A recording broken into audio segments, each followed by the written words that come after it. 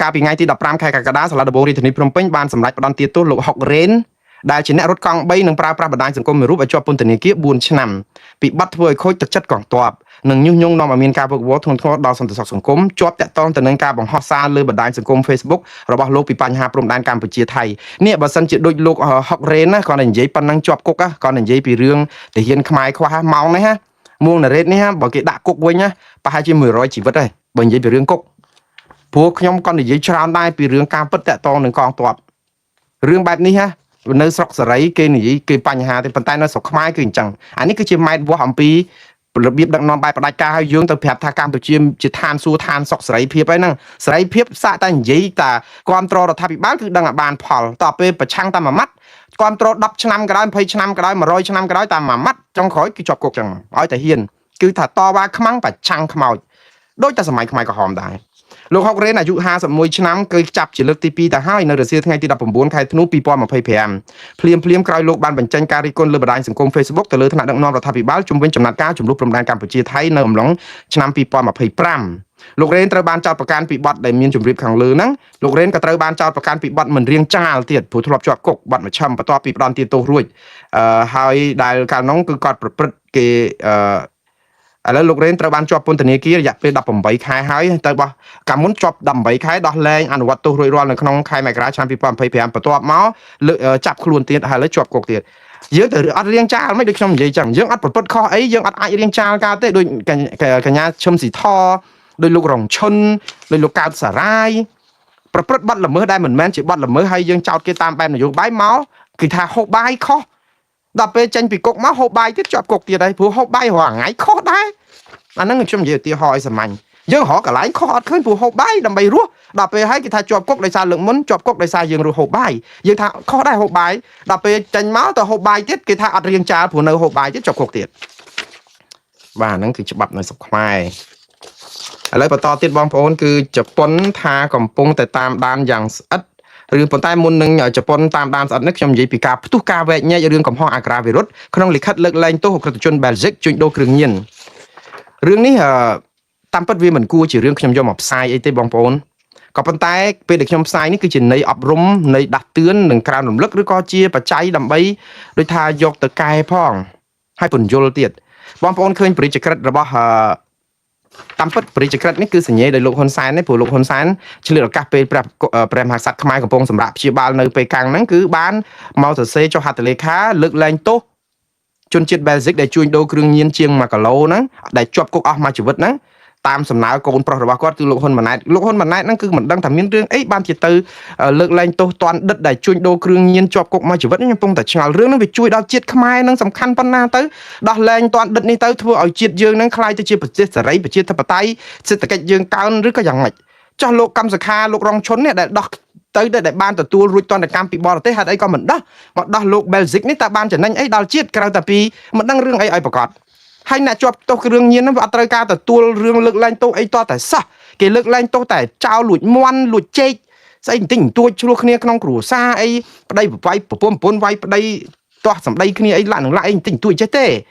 ហើយអញ្ចឹងអ្នកទោសនយោបាយអីដោះលែងគ្នាទៅមកដោះលែងអ្នកទោសអក្រិតជនជាប់គុកមួយជីវិតដែលជាជនជាតិបែលហ្សិកគេរិះគន់គាត់គ្រប់គ្នាឥឡូវទាំងឪទាំងកូនទាំងលោកហ៊ុនម៉ាណែតទាំងលោកហ៊ុនសែននាំគ្នាបានបកគោណាព្រះមហាក្សត្រព្រះ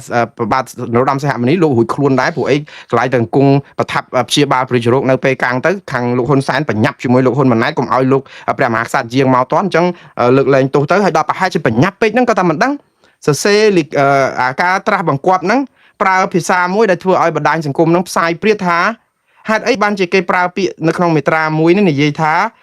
លើកលែងទោសទៅដល់ជនឈ្មោះតាំងហ្គុយអេឌីតាយេ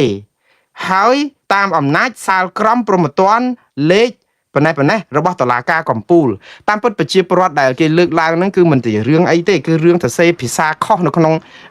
បរិយាក្រិតនេះប្រហែលជាមានតែ3បន្ទាត់សោះខុសដែរគឺរឿងសរសេរថាការលើកលែងទោសនេះគឺធ្វើតាមសាលក្រមរបស់តុលាការកំពូលគាត់ជំទាស់ហ្នឹងមិនមែនជំទាស់រឿងលើកលែងទោសទេឥឡូវមកនាំគ្នាជជែករឿងសរសៃមីនិងសរសៃកាទៀវឲ្យអត់ជជែករឿងសាហាយស្មន់ដែលនាំស្រីទៅហូបចូលហាងហូប ស្អីនៅក្នុងហាងហ្នឹងឥឡូវអារឿងមានស្រីអត់ចែកទៀតទេចែកពីរឿងសរសៃមីនិងសរសៃកាទៀវវិញណាវាទៅជាវល់ចេះវិញគាត់ចែករឿងខុសពាក្យថាពាក្យតុលាការកំពូលគេអត់អាចប្រើសាលក្រមទេអញ្ចឹងអ្នកណាឲ្យខុសប្រកាសនៅក្នុងការធ្វើបរិយាក្រិតដែលមានតែ2 3បន្ទាត់ហ្នឹងជាការពិតបងប្អូនការលើកឡើងរបស់បងប្អូនលើបណ្ដាញសង្គមហ្នឹងក៏មានហេតុសមផលសមរម្យដែរប៉ុន្តែយើងអត់និយាយពីរឿងហេតុអីបានជាគេលើកឡើងទោសលោកជនជាតិបែលហ្សិកនេះយើងមកនាំគ្នាឆ្លោះគ្នារឿងពាក្យប្រើខុសព្រោះធម្មតានៅក្នុងពាក្យបច្ចេកទេសខ្មែរគេមានឋានានុក្រមរបស់ពាក្យនៅក្នុង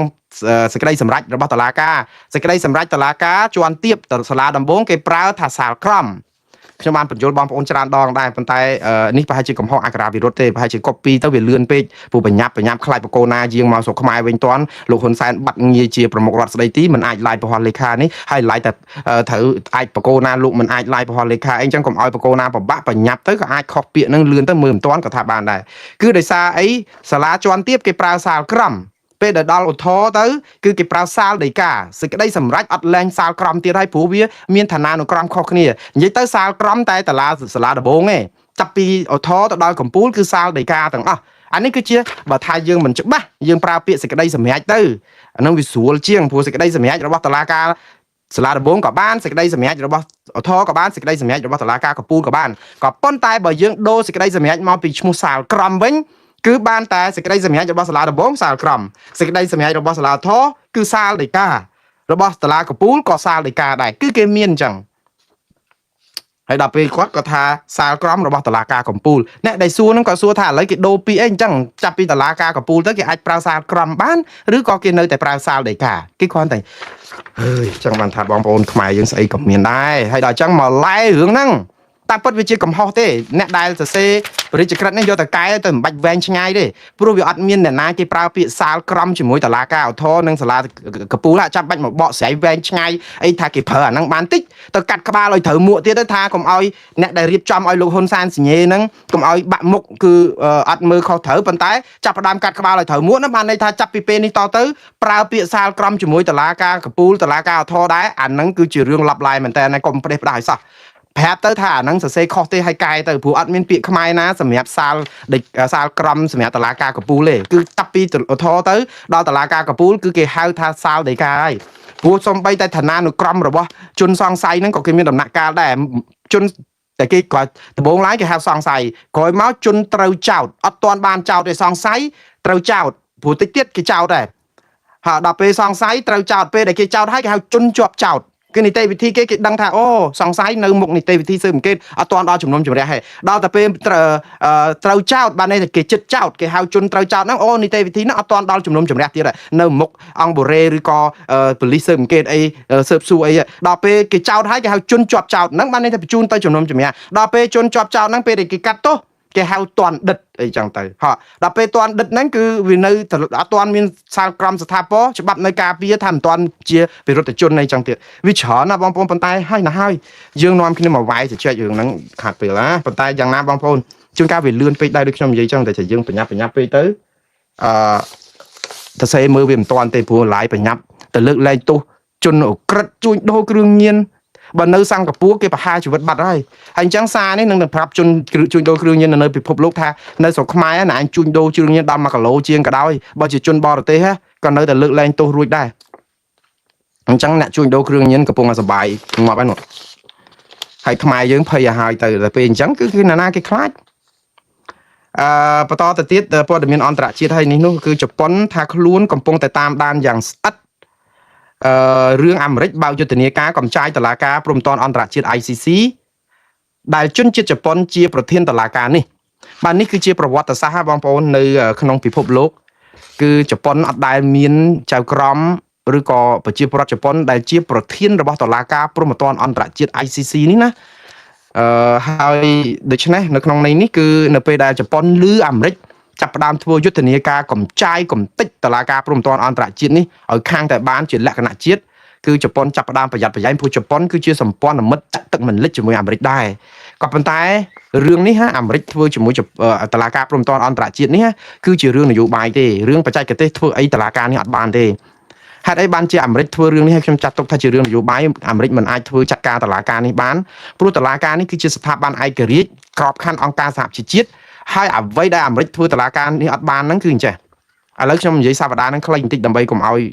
បងប្អូនអត់ដឹងថារឿងហ្នឹងយ៉ាងម៉េចម្សិលមិញម្សិលមួយថ្ងៃនេះគឺទាំងក្រសួងយុតិធធម៌អាមេរិកទាំងក្រសួងការបរទេសអាមេរិកលោក Marco Rubio បានចេញសេចក្តីថ្លែងការណ៍ប្រកាសគឺរំលាយអង្គការចាត់តាំងរបស់តុលាការព្រហ្មទណ្ឌអន្តរជាតិនេះឲ្យខាងតែបានតាមរយៈការផ្ដាច់លុយតាមរយៈការធ្វើទុកបុកម្នេញដល់ចៅក្រមឬក៏មន្ត្រីតុលាការនេះឲ្យប្រទេសសម្ព័ន្ធមិត្តហាមទិដ្ឋាការឬដាក់ទណ្ឌកម្មអីយ៉ាងម៉េចធ្វើឲ្យស្ថាប័ននេះគឺយ៉ាប់ដោយសារអីដោយសារតែតុលាការនេះចង់ស៊ើបអង្កេតផ្ដន្ទាទោសទៅហ៊ានអាមេរិកឬក៏មេដឹកនាំអាមេរិកដែលឈ្លានពានអាហ្វហ្គានីស្ថានយូរហើយឥឡូវនេះដល់រឿងអ៊ីរ៉ង់ទៀតចឹងអាមេរិករៀងផ្អើលដែរព្រោះអ៊ីរ៉ង់នេះជាអំពើឈ្លានពានដែនអធិបតេយ្យរដ្ឋបរទេសទេណាបើតាមច្បាប់គឺអាមេរិកធ្វើអត់ត្រូវទេគាត់ថាតាមសិលធម៌គឺយើងទៅរំលាយអង្គការចាត់តាំងរបស់ប្រទេសផ្ដាច់ការដើម្បីយកសិទ្ធិសេរីភាពឲ្យប្រជាពលរដ្ឋវិញក៏វាល្អដែរប៉ុន្តែច្បាប់ទម្លាប់យើងមិនមែនចេះតែដើរធ្វើអញ្ចឹងស្រេចចិត្តទេអាមេរិកធ្វើត្រូវក្នុងន័យថាជួយឲ្យប្រទេសអ៊ីរ៉ង់ប្រជាពលរដ្ឋមានសិទ្ធិមនុស្សប្រជាធិបតេយ្យឡើងវិញរួចពីកញ្ញាំជនប្រជាការប៉ុន្តែខុសត្រង់ថាការឈ្លានពានរដ្ឋបរទេសនេះគឺអត់ត្រូវតាមច្បាប់អន្តរជាតិទេអញ្ចឹងអាមេរិកក៏ភ័យខ្លួនដែរ